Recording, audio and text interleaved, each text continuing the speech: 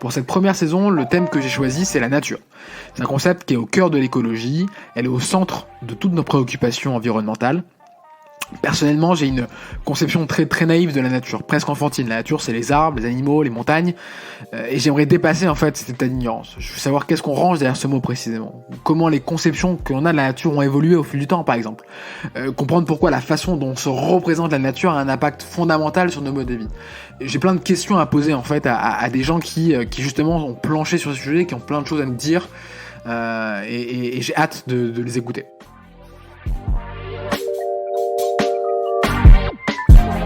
Je commence mon enquête en compagnie de Maxime Rovère. C'est un spécialiste de Spinoza. Il a publié plusieurs ouvrages sur ce philosophe, tels que Le clan Spinoza, Spinoza, méthode pour exister. Il a également écrit d'excellents livres sur des sujets plus contemporains, tels que L'école de la vie, Se vouloir du bien et Se faire du mal.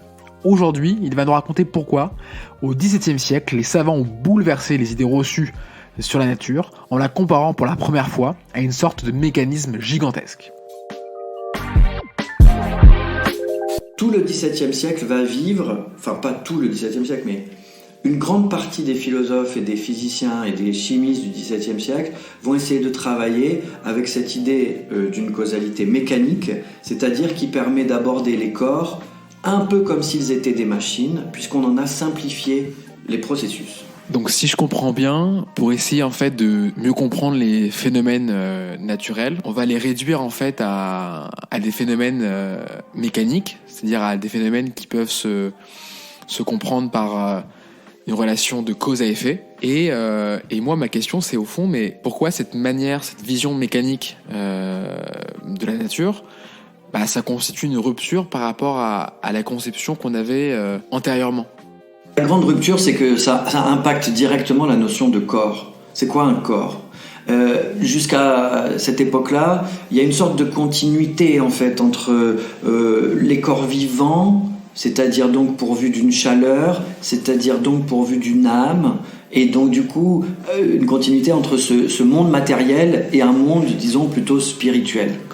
Et donc la rupture du mécanisme, qui n'était pas du tout un objectif conscient de la part de ces concepteurs, qui étaient en général des gens tout à fait respectueux de la religion, en tout cas ils se pensaient chrétiens, c'est vraiment de faire surgir la possibilité d'étudier des phénomènes matériels comme étant strictement matériels et descriptibles d'un point de vue objectif. Et alors quand je vous dis objectif, vous vous dites « Ah oui, il veut dire un point de vue scientifique, un point de vue neutre, etc. » Mais justement, c'est la conception même de ce qu'est la science qui du coup va changer. Ce que ça veut dire, comprendre vraiment quelque chose, c'est le comprendre en tant qu'il est un objet. Et donc, on peut dire qu'il y a la réduction de la causalité liée au mécanisme, va aboutir à une simplification du monde très radicale, puisque presque tout ce qui existe va devenir des corps, et presque n'importe quel corps va être abordé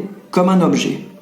Donc vous voyez que la simplification elle est très radicale, et c'est pour ça que très rapidement en fait la modernité va se heurter à des adversaires, à des objections, à des gens qui vont sans cesse la rejeter. Donc il ne faut pas s'imaginer que les gens pensaient tous d'une manière à une époque, et puis d'un coup il y a une révolution scientifique et on va tous se mettre à penser d'une autre manière ensuite. C'est pas vraiment comme ça, c'est plutôt à partir d'innovations très bizarres, très spécifiques, plutôt liées à la physique, autour de cette histoire de causalité, le mécanisme va se développer comme de nouvelles possibilités de recherche, en parallèle à toutes les résistances qu'il suscite et qui vont, elles aussi, se développer en une autre tradition, une contre-tradition. Les tenants de cette révolution mécanique qui émerge au XVIIe siècle, dont les ambassadeurs sont Descartes, notamment en France, et Galilée en Italie, ils vont beaucoup parler de loi de la nature. Pourquoi ce terme est autant utilisé par ces auteurs et pourquoi il est si important en réalité ? À cette époque, plusieurs grands auteurs et en fait plusieurs universités, en fait, donc groupes de chercheurs convergent vers l'idée qu'en effet, la nature fonctionne pas seulement selon des lois régulières, ce que, évidemment, tous ceux qui s'intéressent à la nature ont observé depuis l'Antiquité, mais ils commencent à le considérer sur un registre métaphorique qui est celui, effectivement, du droit. Alors, chez Galilée, c'est encore pas très clair, c'est-à-dire que lui, il considère que oui, il y a des règles dans la nature, que la nature respecte. C'est vraiment, pas seulement Descartes, mais d'autres, qui vont mettre en place l'idée, donc au XVIIe siècle, de loi de la nature. Et bien sûr, on l'entend plus aujourd'hui, mais dans loi de la nature, il y a évidemment une métaphore. C'est-à-dire, il y a quelqu'un qui aurait établi, exactement comme un législateur, que désormais, il serait obligatoire de se conformer à certaines règles. Donc les lois de la nature, en fait, c'est une conception théologique qui consiste à dire Dieu, en tant que créateur, a décidé que sa création respecterait des lois qu'il établit lui-même de manière tout à fait libre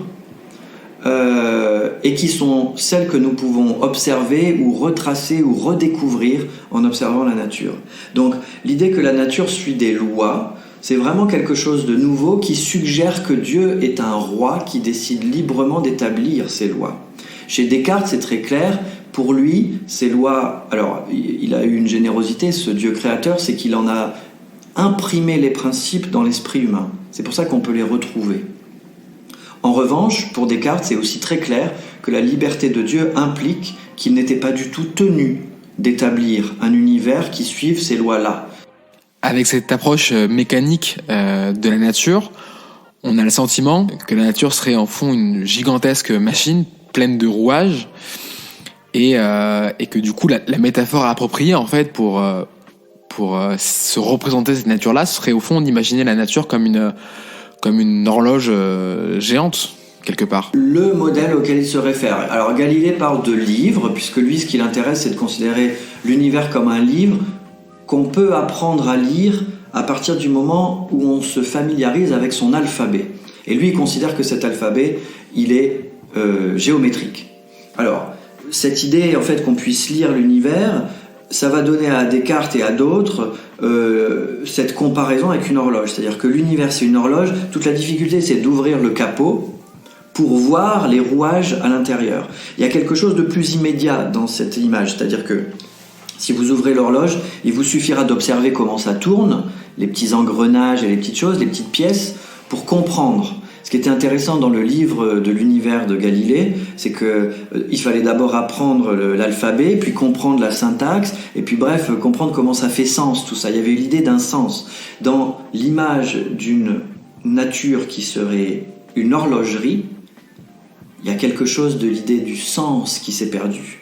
Parce que un livre, ça raconte quelque chose. Il y a quelque chose à comprendre dans un livre comme Galilée le pensait. Alors que quand on compare l'univers à une horloge, ça veut dire que la seule chose qu'on ait à faire, c'est de comprendre la mécanique de cette chose-là. Et lorsque Descartes compare un corps mort à une horloge qui ne fonctionne plus, ça signifie aussi que finalement, on va pouvoir à la fois corriger quand ça ne fonctionne plus. Peut-être on pourra réparer avant que ça meure, avant que la machine soit tout à fait cassée. Et donc ça va ouvrir des perspectives en médecine qui seront formidables. Et en même temps, vous voyez ce qu'on perd, c'est-à-dire qu'on perd la notion même de sens. Mais alors justement, ce qui est intéressant en fait avec cette philosophie du XVIIe siècle, qui voit en fait avec Descartes et d'autres théoriser au fond la vision mécanique de la nature, il y a aussi en fait d'autres philosophes qui vont arriver après et qui vont reprendre en fait cette image mécanique de la nature, mais qui vont aussi en fait l'amender quelque part, ou en tout cas la compléter. Et c'est notamment le cas de Spinoza qui dans la lignée de Descartes va lui aussi réfléchir au concept de nature, et il va aussi contribuer grandement à la manière dont on la théorise à cette époque-là. La première question que j'ai du coup, c'est est-ce que déjà pour Spinoza, donc qui intervient en fait quelques années après la philosophie de Descartes, est-ce que dans sa philosophie la nature est aussi considérée comme une sorte de méga horloge, à l'image de ce que justement Descartes et d'autres avec lui avaient considéré à cette époque-là?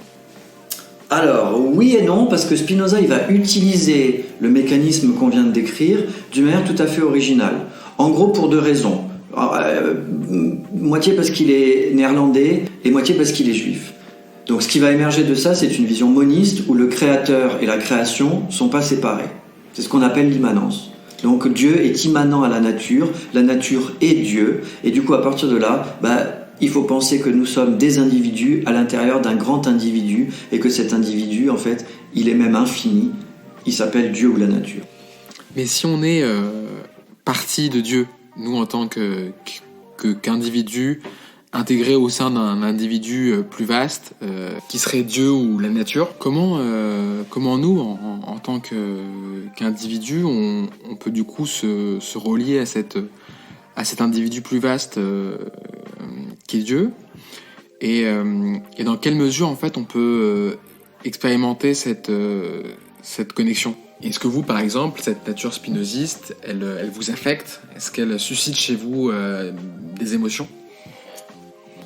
Ah, pas seulement chez moi, même chez Spinoza, c'est théorisé d'une manière très explicite, puisqu'en fait, on peut dire que dans un univers mécaniste, lorsque vous ouvrez cette fameuse horloge et que vous voyez les rouages, ça produit quelque chose qu'on appelle la joie de comprendre.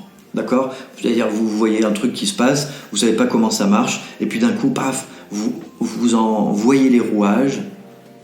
La prochaine fois que ça se produira, vous vous direz, ça, je sais comment ça se passe. Et il y a une satisfaction à ça, c'est la joie de comprendre. Or, dans un monde où Dieu est immanent à la nature, il se passe encore autre chose. C'est que dans cette joie de comprendre, vous percevez que cette nécessité qui est à l'œuvre dans les choses, c'est une nécessité vivante. C'est pas juste mécanique au sens où ce serait dissocié de l'âme, ce qui était au départ le sens même de mécanique. Avec Spinoza, le sens même du mécanisme change, puisque ça veut dire que ces robots, c'est Dieu, ce sont des morceaux de Dieu. Donc, et ce Dieu-là, en fait, c'est le principe même de toute vie. Donc ça veut dire que lorsque vous observez une horloge et que vous voyez comment elle fonctionne, même si c'est vraiment une horloge, c'est-à-dire si c'est vraiment une machine, en fait, ces rapports de cause à effet expriment une nécessité que vous reconnaissez, pas seulement comme une nécessité entre deux robots, mais comme étant le fondement même de toute existence. Autrement dit, vous découvrez que Dieu est en train non seulement de faire quelque chose, mais de passer à travers vous au moment où vous le comprenez. Et c'est ce qui détermine chez Spinoza ce qu'il appelle l'amour intellectuel de Dieu. Donc, il y a une émotion, mais cette émotion, elle n'est pas vraiment mystique, au sens où elle ne vous fait pas fermer les yeux et entrer en transe. C'est une émotion qui est profondément rationnelle, mais qui considère que la raison nous relie, en fait, à quelque chose d'infini, et que donc nous n'avons pas besoin de mystique, puisque la raison, d'une certaine manière, il suffit. Donc il y a des affects qui sont liés à cette pratique de la raison. Ces affects, ils sont extrêmement puissants, et en plus, ils fournissent un critère pour s'orienter dans la vie. Puisqu'à partir du moment où vous tenez compte de cet amour que vous pouvez ressentir lorsque vous comprenez bien les choses, eh bien vous savez que c'est vers là, en fait, c'est vers cette direction-là qu'il va falloir orienter votre vie. C'est-à-dire faire en sorte que même dans vos relations humaines, même dans des moments où vous ne comprendrez pas tout, c'est quand même vers ce type d'amour-là qu'il faudra vous orienter. C'est très intéressant. Et donc, vous et moi, du coup, on peut tous les jours expérimenter cet amour intellectuel-là en comprenant des choses. C'est ça, plus on comprend, plus on va faire l'expérience de l'amour intellectuel de Dieu, c'est-à-dire plus on va apprendre que nous ne sommes pas des individus solitaires jetés dans un monde muet, mais que ce monde, à chaque fois qu'il y a une relation de cause à effet, et à chaque fois qu'on peut la comprendre, ce monde nous parle. Et ce qui nous parle, en fait, c'est pas du tout quelque chose qu'on rêve tout seul, parce que les mathématiques ont une efficacité. Parce que quand vous faites des calculs corrects, vous pouvez réellement prédire des éclipses et suivre la trajectoire des étoiles. Donc, si vous voulez, ce rapport qui est celui de l'émotion en fait face à la nature, c'est pas du tout un rapport romantique sur la beauté c'est ça, la beauté des couleurs ou des formes. C'est même pas du tout un rapport affectueux, par exemple, entre le maître et l'animal de compagnie. C'est pas du tout ça les modèles de Spinoza. C'est plutôt quelque chose de très abstrait, mais de très puissant à la fois, qui signifie votre appartenance à un individu de très grande ampleur, qui n'appartient même pas au temps, et qui vous rappelle que vous, moi, nous ne sommes pas seulement des petits individus, nous sommes des moments dans l'existence d'un être infini. Et est-ce que cet amour intellectuel de Dieu, on peut le mobiliser pour qu'il soit salvateur dans des moments décisifs de notre vie, de notre existence, des moments qui sont compliqués à surmonter? Alors oui, mais attention, à condition de ne pas la transformer à nouveau en une croyance. Puisqu'en fait, le truc, c'est que selon Spinoza, Dieu, c'est un concept. Et donc, c'est pas quelque chose en quoi on croit ou on croit pas. Il y a des gens qui se disent fidèles parce qu'ils croient à des choses, mais ce à quoi ils croient, c'est la divinité d'un texte, c'est-à-dire que le texte il a été révélé. C'est dans certains dogmes, c'est-à-dire on leur dit, bah oui, il est mort, il est ressuscité. Ah bon, alors ça, ce sont des croyances qui sont déterminées par des dogmes. Mais l'existence même de Dieu, ou le concept de Dieu, selon Spinoza, ça, ce sont des choses qui se démontrent. Donc on comprend ou on comprend pas, mais c'est pas vraiment on y croit ou on n'y croit pas. Et l'amour dont je parlais à l'instant fonctionne de la même manière. C'est-à-dire, là, tant qu'on en parle, on en parle d'une manière un peu imaginaire. Oui. C'est-à-dire que c'est surtout quand on comprend quelque chose de précis qu'on le ressent. Donc c'est pas tellement quand vous vous dites « Ah ouais, peut-être que Spinoza a raison, peut-être bien que la nature, en fait, c'est un grand individu vivant et que j'en fais partie ». C'est pas dans ces moments-là que vous ressentez réellement ce dont je parle. Parce que, en fait, c'est dans un moment où vous comprenez quelque chose de précis. Que vous vous dites « Ah, mais je sais pourquoi ça se passe, ça.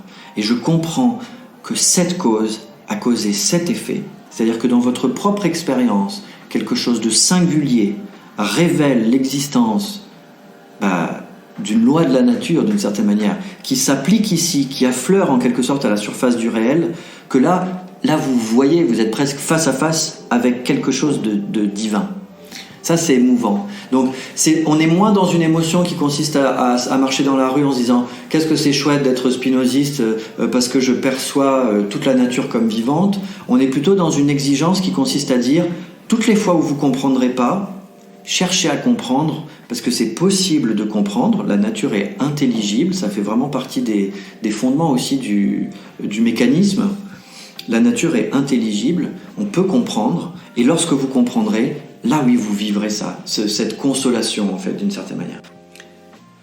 Dans cette nature dans laquelle l'homme est emboîté dans un individu du coup plus grand qu'est la nature, et que cette nature elle est intelligible pour l'homme parce qu'elle est mécanique, quelle place au fond dans un tel système quelle place est faite à la liberté humaine?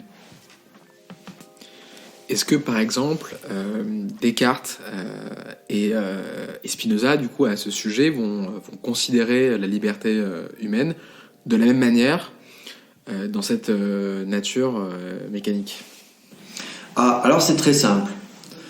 Comme Descartes conçoit la nature comme une grande horloge, totalement mécanisée, où les causes produisent nécessairement des effets, il va être contraint de concevoir l'homme comme un alliage étrange entre un corps qui appartient pleinement à cette nature mécanique et une âme ou un esprit qui ne lui appartient pas. Pourquoi ça ne lui appartient pas ? Parce que justement, pour Descartes, nous savons par expérience que cette âme ou cet esprit ont une faculté qui n'est pas compatible avec le mécanisme de s'autodéterminer.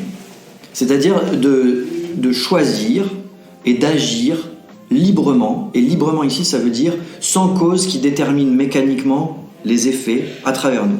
Alors c'est très intéressant parce que Descartes va se heurter à des résistances, notamment celle d'une princesse qui s'appelle Élisabeth de Bohême et qui elle a des émotions qui la submergent et qui va lui dire mais attendez, il y a quand même des causes qui font que je me retrouve triste et que je pleure malgré moi et comment exercer ma liberté. Donc il y a tout un dialogue qui va s'instaurer autour de cette notion très forte du libre arbitre chez Descartes.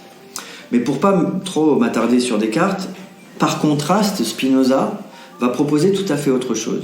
C'est-à-dire, de la même manière que pour Spinoza, Dieu n'a pas choisi des lois en disant « Tiens, je vais faire une création selon cette idée, en suivant telle et telle loi, comme si c'était un caprice de sa part. De la même manière, la liberté humaine, ça ne consiste pas non plus à se dire « Tiens, je vais mener telle et telle vie, ou je vais adopter tel et tel comportement de manière indéterminée. » Ni pour Dieu, ni pour les humains, ça fonctionne de cette manière-là. Donc Spinoza va proposer une conception de la liberté dans laquelle, premièrement, l'autodétermination, c'est-à-dire le libre arbitre tel que le concevait Descartes, devient complètement absurde. C'est-à-dire il n'est pas question que la liberté échappe à la nature. La liberté, elle s'exerce dans la nature, avec les lois de la nature, par les lois de la nature. Alors vous allez me dire, mais c'est quand même bizarre, puisque moi, là, aujourd'hui, j'ai tout un passé, je vais rencontrer des choses et des gens qui, eux aussi, ont un passé, donc a priori, si tout est déterminé nécessairement, ça veut dire que tout est joué d'avance. Eh bien non.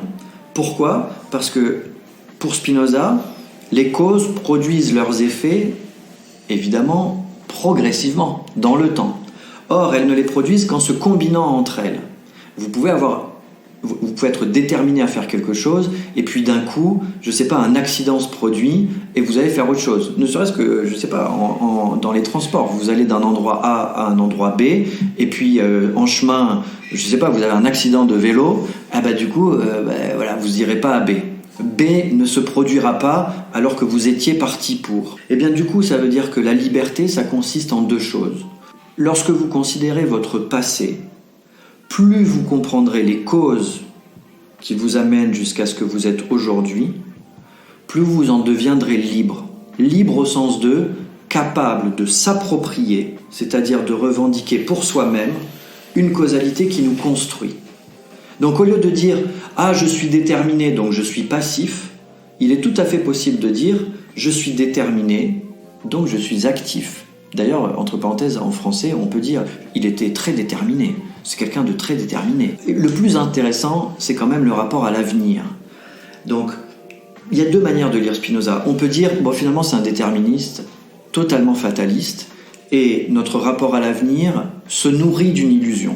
En fait, on est obligé de se croire libre pour pouvoir vivre, faire des projets, avoir des opinions politiques, s'engager en politique pour un monde meilleur. On est obligé de croire que c'est encore indéterminé, alors que c'est une illusion, ça va être mécaniquement fabriqué par les causes. Ça, c'est une lecture, à mon avis, acceptable, mais qui oublie une dimension du spinozisme qui me semble très importante, et qui est le fait que dans un univers où les causes s'articulent les unes aux autres et peuvent s'empêcher les unes les autres, tout est déterminé, oui, mais ça ne signifie pas que tout est joué à l'avance. Ça signifie que tout se joue en permanence dans l'articulation entre les causes. Donc, vous pouvez vous proposer de changer l'itinéraire, par exemple, de votre société en vous engageant politiquement, et vous y arriverez si vous réunissez les conditions causales du changement que vous souhaitez. Autrement dit, ce qui est libérateur dans la conception du déterminisme selon Spinoza, c'est l'idée que, mais si vous faites partie des causes, l'avenir vous appartient. Et si vous faites en sorte d'être la plus forte des causes, vous ne pouvez pas échouer. Vous gagnerez nécessairement. Et toutes les fois où vous échouerez, ne soyez pas triste, puisque si vous avez échoué, c'était aussi nécessairement. Donc, il y a quelque chose de libérateur et aussi de déculpabilisant. Libérateur parce que ça nous engage à l'action, et déculpabilisant parce que ça signifie que nos actions soit gagneront, soit réussiront d'une certaine manière, on obtiendra ce que nous voulions, on atteindra nos objectifs, ou on les atteindra pas, mais dans tous les cas, rien ne sera en vain. Il y a quelque chose là de très intéressant, très fort. Ce qui est intéressant, c'est que ça trace une ligne de démarcation franche entre le déterminisme et le fatalisme. En fait, dans un déterminisme, effectivement, j'ai l'impression que le jeu, la combinaison des causes et des effets, en fait, elle est en permanence redistribuée et elle est imprédictible. Et donc, du coup, si on joue son rôle de cause, de petite cause, eh bien, on peut faire quelque chose dans ce système qui s'étend. Alors que dans le fatalisme, en fait, c'est comme si toutes les causes étaient prévues à l'avance et que le déroulé, en fait, s'étendait, que le scénario avait été fixé dès le début. Tout à fait. Chez Spinoza, on a un dispositif tout à fait différent. On a une sorte d'univers déterministe en mouvement qui est en train de s'auto-transformer lui-même, et au cours de cette auto-transformation, nous sommes partie prenante. Et nous-mêmes, nous sommes dans ce même travail qui consiste à être engendrés par des causes, donc nous sommes déterminés, mais simultanément à être nous-mêmes les causes de ce qui va suivre, donc nous sommes déterminants. Et donc se concevoir comme déterminant, c'est beaucoup plus que jouer simplement le rôle qu'on nous a attribué, c'est vraiment écrire la pièce, quoi. Il y a une forte liberté là-dedans. On est un peu co-auteur de la pièce, pas Absolument, on est co-auteur du monde avec Dieu. Il y a quelque chose de très impie quand même là-dedans. Alors, ce qui est magnifique dans ce que vous dites, c'est que dans ce qui nous intéresse aussi, donc savoir la nature, si nous, du coup, on a un rôle à jouer et qu'on a dans cette détermination une certaine forme de liberté, comment nous, on doit se comporter à l'égard des autres entités de la nature, tout ce qui n'est pas humain, donc à savoir les ressources naturelles ou les animaux, par exemple, comment, notamment aujourd'hui dans le contexte de la crise écologique et de la raréfaction des ressources naturelles, etc., du déclin de la biodiversité, comment nous, on doit intégrer cette donnée et comment on peut agir par rapport à ça. En tout cas, quelle attitude philosophique Spinoza pourrait nous suggérer par rapport à ça. Mais ce qui est intéressant chez Spinoza, c'est qu'il pense notre rapport à la nature à partir d'un concept curieux qui est celui d'individu. Pour lui, un individu, c'est pas seulement une personne humaine. En fait, un individu, c'est un agglomérat de corps. Voilà. Et à partir du moment où cet agglomérat, il fonctionne à peu près bien, c'est-à-dire qu'il fonctionne, c'est-à-dire qu'il est capable d'assurer sa persévérance dans l'existence, c'est-à-dire qu'à partir du moment où il existe, il va tout faire pour continuer à exister, et bien cet individu, il a une certaine unité.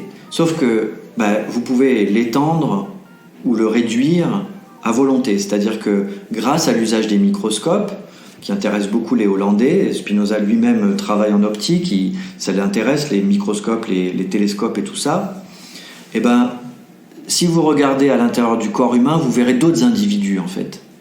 Notamment, ça l'intéresse, les globules rouges.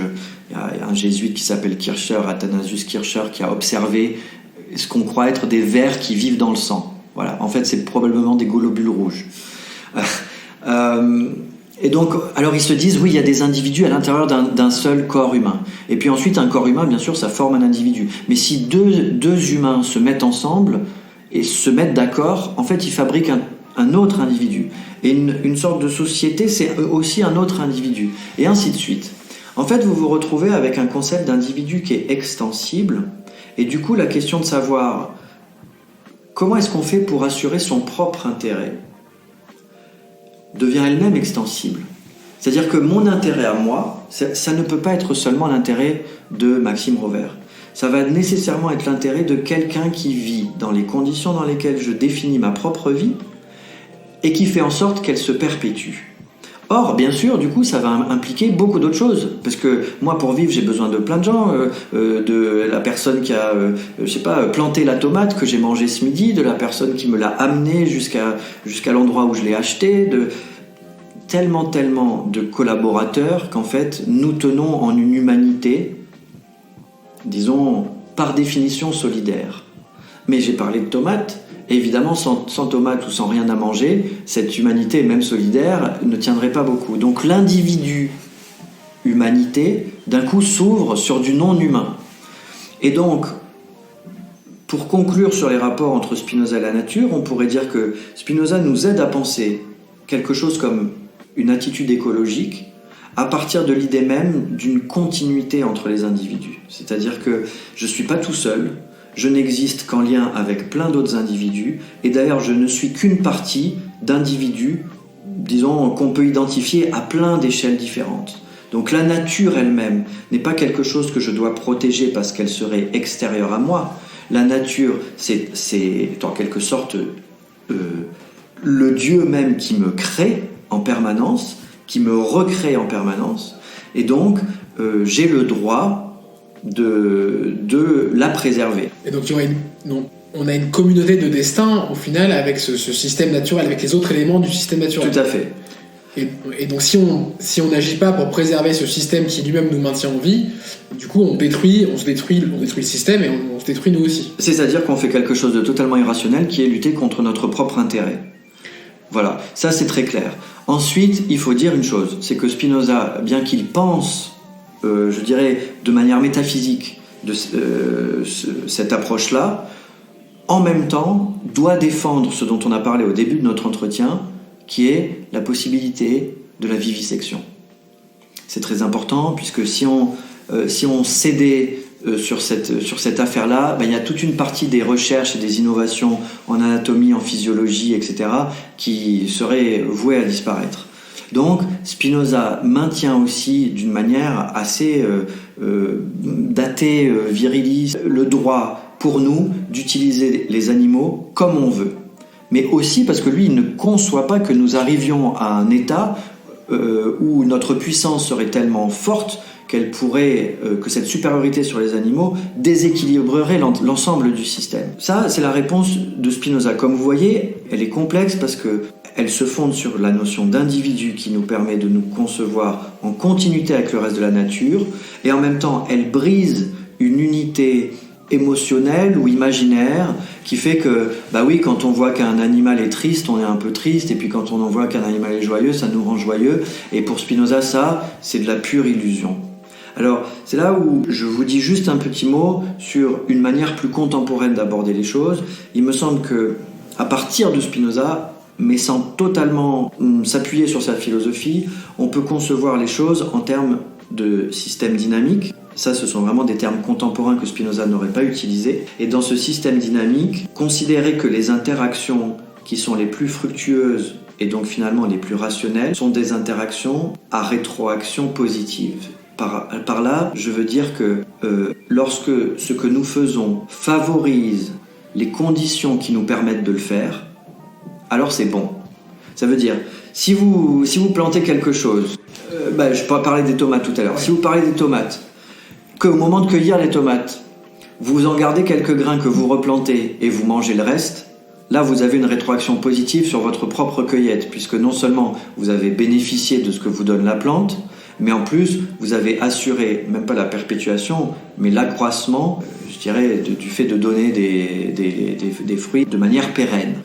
En revanche, ce qui serait une rétroaction négative, ce serait justement d'arracher le fruit, de prendre à la plante tous ses fruits, sans se soucier après récolte de savoir si elle meurt ou pas. Donc là, on aurait une rétroaction négative. Donc si vous pensez cet individu nature décrit par Spinoza dans les termes d'interaction complexe, vous allez vite vous apercevoir qu'il faut d'emblée avoir une extrême attention aux rétroactions que détermine en fait notre interaction avec le monde. Et donc du coup, ce serait vraiment, il faudrait dans notre situation appeler un sursaut de compréhension, un approfondissement en fait de l'intelligence en réalité pour comprendre en fait ce système naturel et trouver des solutions. Bien sûr, ça fait partie des grands défis d'aujourd'hui. C'est-à-dire, il est indispensable de comprendre les systèmes pour être capable d'interagir de manière pertinente, en fait. Moi, ce qui me semble en tant que philosophe indispensable, c'est aussi une vraie transformation de notre concept d'individu. C'est-à-dire qu'on croit vraiment, soit que l'individu c'est le mal, parce que nous sommes dans des sociétés très individualistes au sens de centrer sur la personne humaine isolée. Mais il me semble en réalité que dans le concept d'individu, il y a une porte de sortie hors de l'individualisme, si je puis dire, qui est fondamentale. C'est-à-dire que tant que vous ne comprenez pas que individu, c'est fait pour décrire un être en système, qui est incorporé à des systèmes, qui vit, qui est en fait un nœud dans un réseau très complexe, là, vous vous apercevrez pas que c'est à partir de là que rayonnent des collectifs. Et donc c'est important, pourquoi ? Parce qu'aujourd'hui, on est dans un double discours où d'une part, on aurait des actions collectives à mener, mais on n'arrive pas à mettre en place, et d'autre part, des actions individuelles à mener, mais qui sont toujours de petite échelle. Et en fait, c'est ce jeu d'échelle qui nous emprisonne. Et pour en sortir, en fait, reconcevoir l'individu, comprendre que ce qui est individuel en vous et en moi, c'est pas la chose qui porte un nom, c'est pas la chose qui a cette apparence qui est celle de nos corps, n'est-ce pas? C'est quelque chose de beaucoup plus complexe, de beaucoup plus intéressant et de beaucoup plus puissant. Alors, on va pouvoir entrer dans des collectifs qui ne seront pas fantasmés comme il faudrait que ce soit décidé au sommet de l'État, mais qui seront actifs, qui auront des liens actifs. Et donc, vous, pour penser, si je ne me trompe pas, les liens entre les individus, vous faites référence à une philosophie des interactions. Est-ce que cette philosophie des interactions que vous développez, justement, elle essaie de donner des pistes de réflexion par rapport aux problèmes que vous énoncez? Moi, ce que je propose, c'est la chose suivante, c'est très simple. Au lieu de considérer que toute action humaine a pour fondement un agent, donc une personne, en fait, on va observer comment, entre deux personnes, quelque chose se produit qui est en fait le premier élément d'une éthique possible. Et ça, c'est ça que j'appelle une interaction. C'est-à-dire, vous avez une personne A, vous avez une personne B, mettons qu'elles dialoguent ensemble, et je considère que A et B sont relativement secondaires par rapport à ce qu'on va pouvoir définir comme dialogue. C'est quoi un dialogue? Ça vient d'où? Comment est-ce que ça se conçoit dans cette interaction-là? Et de cette manière-là, en fait, l'ensemble des systèmes auxquels on appartient vont apparaître d'une manière nouvelle.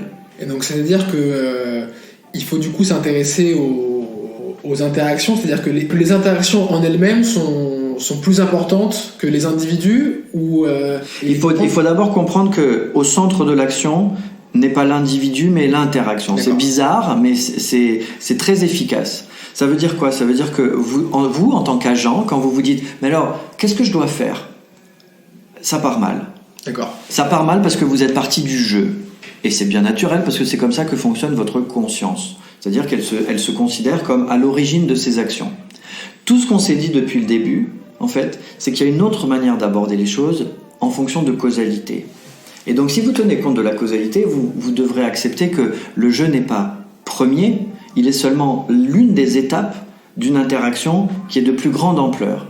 Alors, jusqu'à présent, dans le mécanisme, on l'a décrite comme linéaire, c'est-à-dire il y a des causes dans le passé qui sont en train de s'organiser pour engendrer progressivement les effets du futur. D'accord ? C'est une causalité linéaire qui se déploie dans un temps linéaire, passé, présent, futur. On peut réfléchir d'une manière plus complexe. Par exemple, alors moi j'ai travaillé sur des sujets qui paraissent comme ça plus réduits, mais qui sont de bons exemples d'interaction. Dans une dispute entre deux personnes, il y en a une qui dit quelque chose et l'autre qui réagit d'une certaine manière, et cette réaction va engendrer une autre réaction, et ainsi de suite. Et en fait, quelque chose va se passer dans leur dialogue qui va transformer une relation, je dirais, de communication en un conflit, indépendamment des intentions de l'un et de l'autre.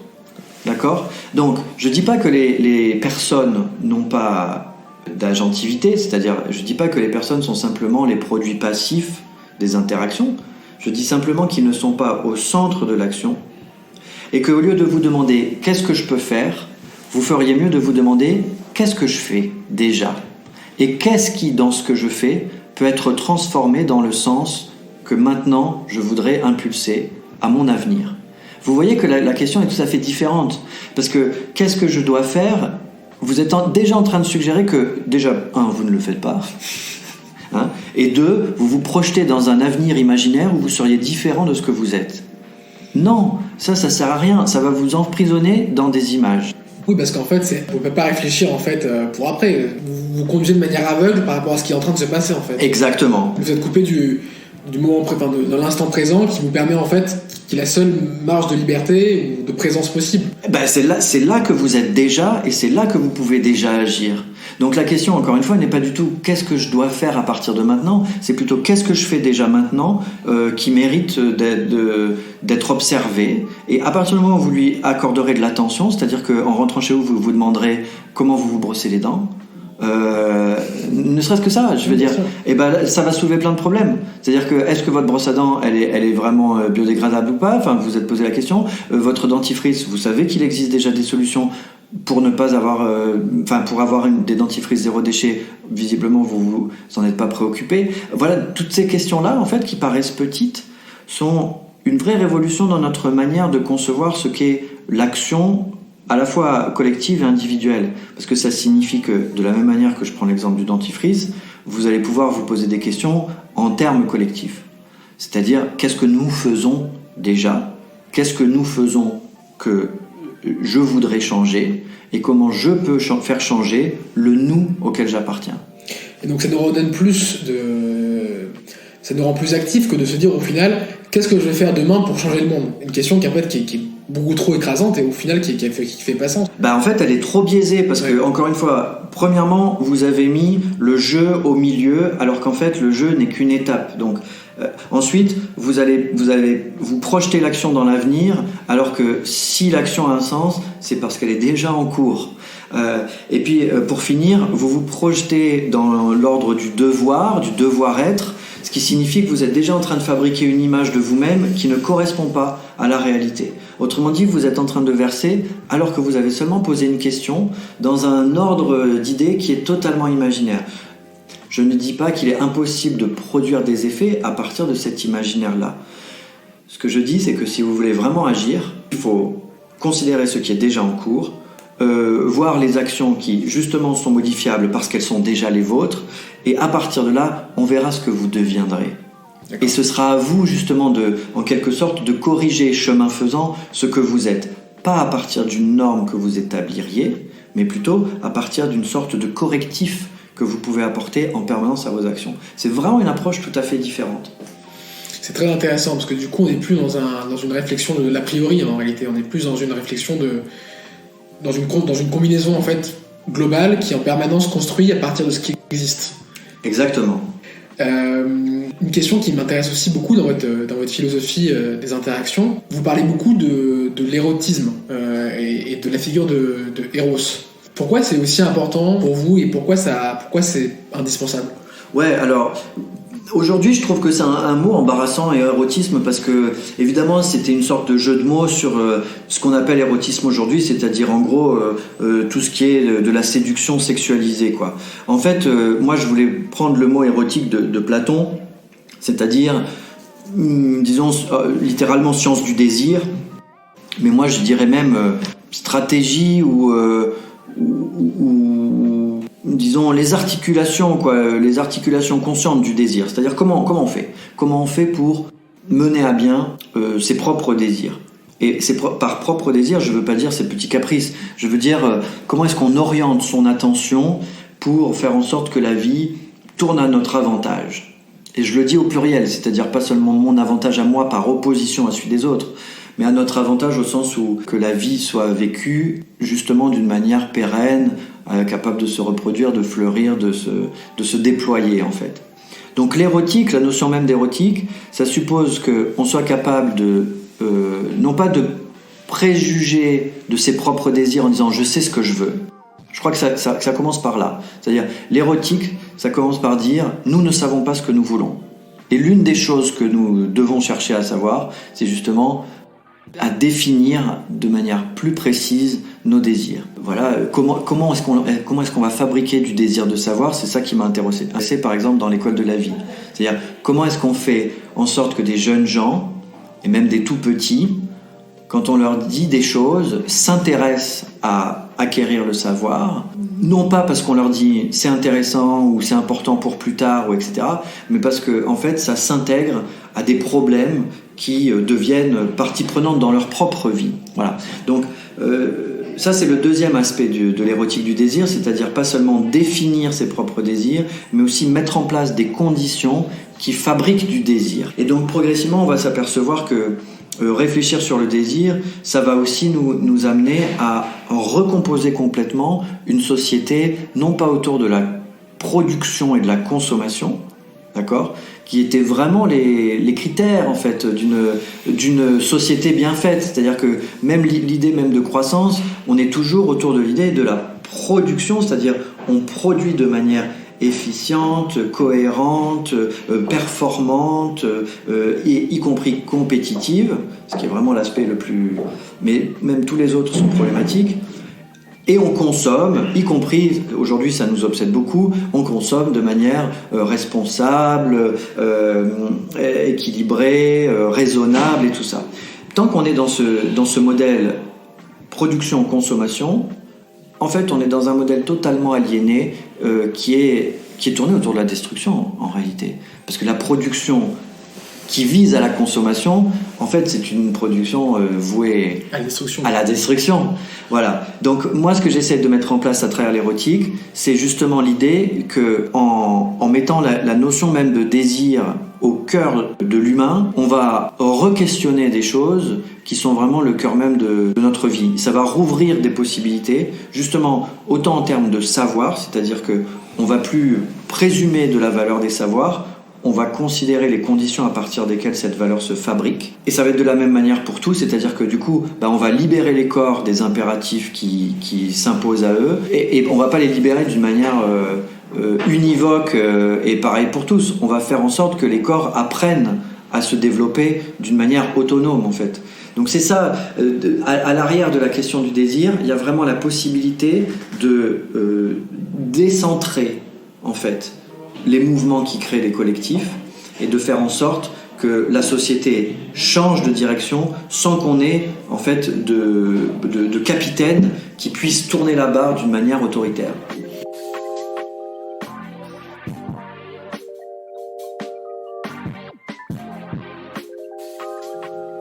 Merci à Maxime Rovert d'avoir pris le temps de répondre à nos questions. Grâce à lui, on comprend mieux cette nature mécanique, mais pas dépourvue de sens ni de beauté. Mais le temps continue de filer, alors je vous dis à très bientôt.